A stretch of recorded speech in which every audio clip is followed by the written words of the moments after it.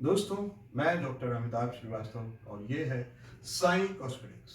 और आज का हमारा टॉपिक है how to choose best and cost effective hair transplant clinic जो सस्ती भी हो और अच्छी भी हो आपके लिए। तो दोस्तों, मैं कुछ बातें आपको बता रहा हूँ, आप सुनेंगे तो you will be benefited bye.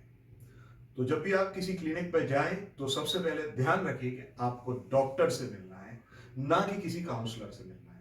जिस क्लिनिक पे आपको काउंसलर मिले उनसे बोलिए कि मेहरबानी करके हमें उस डॉक्टर से मुलाकात करवाइए जो कि हमारा हेयर ट्रांसप्लांट करने वाले हैं, वही हमारा कंसल्टेशन लें तो ज्यादा अच्छी बात होगी। क्लिनिक का लुक भी देखिए, अगर क्लिनिक सैलून जैसी दिखती है, आपको स्पा जैसी दिखती है, तो वो शायद आपके लिए सही जगह नहीं होगी। डॉक्टर का क्लिनिक डॉक्टर जैसा होता है, उसमें बहुत ज्यादा शो एंड बम है, तो कुछ बात समझ में नहीं आती, कम से कम मुझे। तो आपको ये समझना पड़ेगा कि क्या मेरा डॉक्टर जिसके पास में जा रहा हूँ उसको इतनी काबिलियत है, या उसके सेटअप में इतने इक्विपमेंट्स हैं, उसके पास ऑक्सीजन है, वॉइस सेपरेटर्स है, या कार्डियक मॉनिटर है, जिससे कि वो अगर कुछ बात थोड़ी बहुत इधर की उधर हो जाए तो क्या वो उसको संभाल पाएगा। ये आपको समझना पड़ेगा, क्या वो कॉम्पिटेंट है कि अगर आपको थोड़ी बहुत दिक्कत हो गई तो वो आपको उससे सेफ्टी से कैसे निकाल के बाहर लाएगा। ये भी सोचना आपका धर्म बनता है। जब आप क्लिनिक्स पे जाते हैं तो लोग बाग आपको तरह तरह से क्लिनिक्स बताते हैं। यहाँ पर कुछ क्लिनिक्स ऐसे हैं जो अपने पेशेंट से कहते हैं कि जनाब, हम अनलिमिटेड फॉलिकल्स इतने इतने पैसे में करते हैं। क्या ऐसा हो सकता है बताइए। मैं आपसे कहूं कि मैं आपको अनलिमिटेड मिठाई खिला दूंगा बस इतने पैसे में, ऐसा कैसे हो सकता है। तो इस तरह के सौदों से बचिए जो लमसम आपको बोलते हैं कि हम इतना कर देंगे, इतना कर देंगे, ऐसा कर देंगे, हम पूरा कर देंगे। उसमें आप फंस सकते हैं, आपका नुकसान हो सकता है, यू कुड बी चीटेड। तो इसलिए आपको क्या करना चाहिए, डॉक्टर से ऐसे बात करिए कि सर, आप पर ग्राफ्ट या पर फॉलिकल, जो भी उनका तरीका है या आप जिसको समझना चाहें, उससे आप कैसे हमसे पैसे लेंगे, वो ज्यादा सही है रादर देन कि आप डॉक्टर से लमसम अमाउंट तय करें कि सर इतना है। उसमें उसके पास भी एक बात को सही को गलत करने और गलत को सही करने की स्पेस रहती है, तो उसको बंद कर दीजिए, उस खाली स्पेस को बंद कर दीजिए। क्लियर कट बात करिए नंबर ऑफ ड्राफ्ट्स दिन के, और उनसे कहिए कि क्या आप ये मेरे को लिख के दे सकते हैं, तो और भी अच्छा होगा कि आपने कितने ग्राफ्ट्स लगाए। और इसके अलावा वो आपको कुछ एश्योरेंस टाइप का भी लिख के दे सकते हैं, तो ये और भी अच्छी बात होगी आपके लिए। आपको अपने क्लिनिक से ये भी जरूर पूछना चाहिए कि क्या फ्री मेडिसिन या क्या फ्री पीआरपीज उनकी तरफ से आपको अवेलेबल होंगी। मसलन कहने का मतलब ये कि कई क्लिनिक्स पे, मेरे क्लिनिक्स पे भी आपको 2 से 3 पीआरपी, मैं पेशेंट की नीड्स के हिसाब से। और पीआरपी का मतलब क्या होता है, PRP is platelet rich plasma. इसका मतलब होता है ये खून का वो भाग जो हीलिंग करता है या बीमार पोर्शन को ठीक करता है, वो थोड़ा सा पार्ट खून में से निकाल के हम आपके स्कैल्प पे छोड़ते हैं, ताकि वहां के बाकी बाल जल्दी ग्रो करें और जो हमने डाले हैं वो भी अच्छे से ग्रो करें, और जो बीमार है वो हेल्दी हो जाए। तो ये जो चीजें हैं ये आपको जरूर पूछनी पड़ेंगी, और ये आपकी कॉस्ट पे एक डेफिनेट असर रखेंगी। जो आपको अच्छे से पीआरपी दे रहा है, जो अच्छे से मेडिसिन के बारे में आपको गाइड कर रहा है, कुछ फ्री दे रहा है, तो वो थोड़ा सा कॉस्ट ज्यादा लेगा। अब बात आई डॉक्टर की, तो डॉक्टर शुड ऑलवेज बी, ऐसे कुछ डॉक्टर्स होते हैं जो लेटेस्ट से अपने को टच में रखते हैं।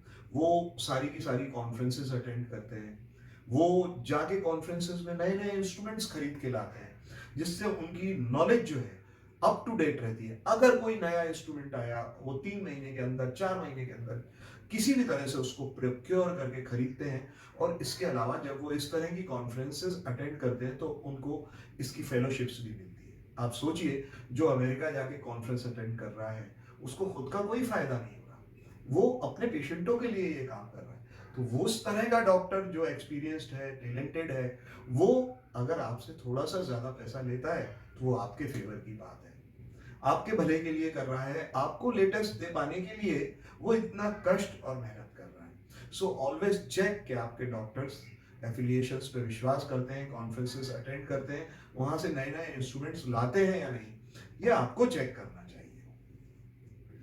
देखिए, एक बात और कहूंगा कि hair transplant is not a medical work, it's not something like कि चोट लग गई 2 टांके लगा दिए, नहीं। Hair transplant is a job of typical artistry. ये एक चित्रकारी जैसी चीज है, संगीत जैसी चीज है। उसके हाथ में इतनी लोच है कि नहीं, वो आपको चेहरे को समझ पाता है या नहीं, और आपके चेहरे और आपके चेहरे की बनावट के हिसाब से एक सुंदर हेयर लाइन आपको दे पाता है कि नहीं। तो this is a job of precision. अगर इसमें गलती हुई तो करेक्शन बहुत महंगा पड़ेगा। एक बार गलत हेयर ट्रांसप्लांट हो गया तो आपको बहुत सारा पैसा, बहुत सारा, पहले से भी दुगना पैसा उसे सही करने में खर्च करना पड़ेगा। और सिर्फ पैसा नहीं खर्च होगा, समय भी खर्च होगा, और तकलीफ भी उठानी पड़ेगी शरीर से, और मन भी खराब रहेगा। तो ये चारों फैक्टर्स को देखते हुए क्लिनिक और डॉक्टर ऐसा चुनिए जो कि आपको एक बार में ही सही काम करके दे पाए। एक आदमी आपसे कह रहा है कि मैं फर्ज करिए एक्स पैसा लूंगा, और एक आदमी कह रहा है मैं उससे 10 पैसे या 10 रुपए ज्यादा लूंगा। तो आप सोचिए तो कि कौन के पास जाने में लॉन्ग टर्म में आपको फायदा है। देखिए, हेयर ट्रांसप्लांट अगेन, इसमें बहुत सारे इंस्ट्रूमेंट्स जो है डिस्पोजेबल होते हैं, उनको एक ही बार में इस्तेमाल करके फेंक देना चाहिए।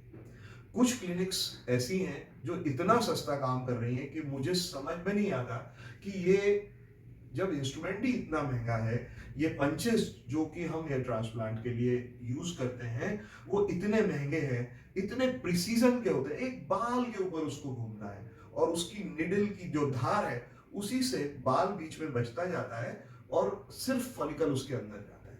तो ऐसा इंस्ट्रूमेंट कितने प्रिसीजन वाला होना चाहिए? अगर उसने बड़ा या मोटा इंस्ट्रूमेंट यूज किया और आपके सर के पीछे निशान आ गए तो क्या आपको अच्छा लगेगा? तो नहीं, आपको ये पता करना चाहिए, और छोटे छोटे कीमत पे डॉक्टर से जिरह नहीं करनी चाहिए। वंस यू आर श्योर कि इस डॉक्टर साहब के इंस्ट्रूमेंट अच्छे हैं, इनकी रेपुटेशन अच्छी है, मुझे लगता है कि ये गलत इंस्ट्रूमेंट्स यूज नहीं करेंगे, या डिस्पोजेबल इंस्ट्रूमेंट को दोबारा यूज करने की गलती नहीं करेंगे, आपको वो डॉक्टर या वो क्लिनिक चुननी चाहिए। जब डॉक्टर करता है हेयर ट्रांसप्लांट तो आपको मालूम होगा कि हेयर ट्रांसप्लांट की कोई सी भी सर्जरी 3 से 4 घंटे से लेके 7-8 घंटे तक चल सकती है, अमूमन 5-6 घंटे चलती है। तो 5-6 घंटे चलने वाली सर्जरी में डॉक्टर थकता भी होगा, उसको सपोर्ट की जरूरत भी पड़ती होगी। तो क्या उसकी टीम ऐसी है जो उसको सपोर्ट दे रही है? वो खुद काम कर रहा है, उसके डॉक्टर्स की टीम कैसी है, और उसके वर्कर्स की टीम कैसी है, क्या वो उसको सपोर्ट कर रहे हैं प्रॉपर? ये भी बहुत जरूरी है। तो टीम बहुत अच्छी होनी चाहिए, उसके डॉक्टर के डॉक्टर साथी, और उसके नर्सिंग असिस्टेंट्स, उसके टेक्निकल असिस्टेंट्स जो उसको असिस्ट कर रहे हैं 4-5 घंटे के लिए, वह बहुत अच्छे होने चाहिए। कई जगह तो डॉक्टर्स ही नहीं है, सिर्फ टेक्नीशियंस ही सारा ट्रांसप्लांट करते हैं, तो वहां तो सिर्फ टीम ही होती है, डॉक्टर नहीं होता। अब उस टीम के बारे में आप क्या कहोगे जिसका सर नहीं है ना? राहु जैसा घूम रहा है वो ग्रह, कि जिसके सर नहीं है बस बॉडी है। तो ऐसा भी नहीं करिए प्लीज, ये आपका खुद का सर है, इसकी इज्जत करिए, इसका ख्याल करिए, जिस पे उनको काम करना है। एक चीज और कहना चाहूंगा टीम के बारे में, कि डॉक्टर जब काम करता है 6-7 घंटे के लिए, और उसकी टीम हर 2-3 महीने में, 6 महीने में बदल जाएगी, तो वो कंफर्टेबल नहीं रहेगा, उसे दिक्कत होगी उस टीम के साथ काम करने में जो कि नई नहीं है, क्योंकि उसकी हैबिट्स को पुरानी टीम कैच कर चुकी होती है। उन्हें मालूम है कि इसके हाथ का इशारा ये होगा, और इसका मतलब ये इंस्ट्रूमेंट हमको डॉक्टर साहब के हाथ में रख देना है। अब डॉक्टर साहब ये चाहते हैं, उनके ग्लव्स का नंबर ये है, ग्लव्स पहनने के लिए वो पाउडर यूज करते हैं या सेवलॉन यूज करते हैं, या उसके पहले वो स्पिरिट से हाथ वॉश करते हैं। ये सारी चीजें उसके कंफर्ट लेवल को बढ़ाती हैं, एंड अल्टीमेटली जब डॉक्टर का कंफर्ट लेवल बढ़ता है तो आपका हेयर ट्रांसप्लांट अच्छा होता है। Definitely you are going to be benefited. So ये भी एक बहुत जरूरी बात है कि आप उसकी टीम को भी जज करें कि क्या इनकी टीम परमानेंट है। मेरा एक दोस्त 1 साल पहले गया था डॉक्टर साहब के पास, क्या उनके पास असिस्ट करने वाले वर्कर्स हर बार 6 महीने में बदलते रहते हैं? इसको ध्यान रखना बहुत जरूरी है। शायद बहुत कम लोग ध्यान देते होंगे, पर मैं बार बार कहूंगा कि डॉक्टर की टीम के ऊपर भी ध्यान रखिए, वो उसका कंफर्ट लेवल और उसका प्रिसीजन आपके स्कल पे क्या आता है इसको डिसाइड करते हैं। एक चीज और, अगर आपको वाकई डॉक्टर को जज करना है तो आप उससे कहिए कि मेरे को अपने पुराने रिजल्ट्स दिखाइए, उसके कैमरे में, उसके लैपटॉप में, डेस्कटॉप में जो भी रिजल्ट्स हैं उनसे देखने की कोशिश करिए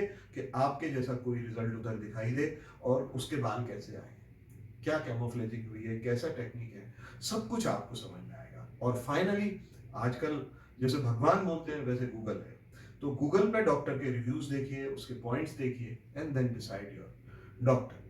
तो सब कुछ कीमत ही नहीं है दोस्तों, कीमत बहुत ज्यादा तो नहीं होनी चाहिए, पर एवरेज होनी चाहिए। अगर आप बहुत सस्ते क्लिनिक पे हेयर ट्रांसप्लांट कराते हैं तो हो सकता है, ज्यादातर हो सकता है कि आपको कुछ नुकसान हो जाए, आपका हेयर ट्रांसप्लांट आपके मन माफिक नहीं है। दोस्तों मैं नमस्ते करता हूं आपको, फिर नई नॉलेज और नए इंफॉर्मेशन के साथ हाजिर होऊंगा।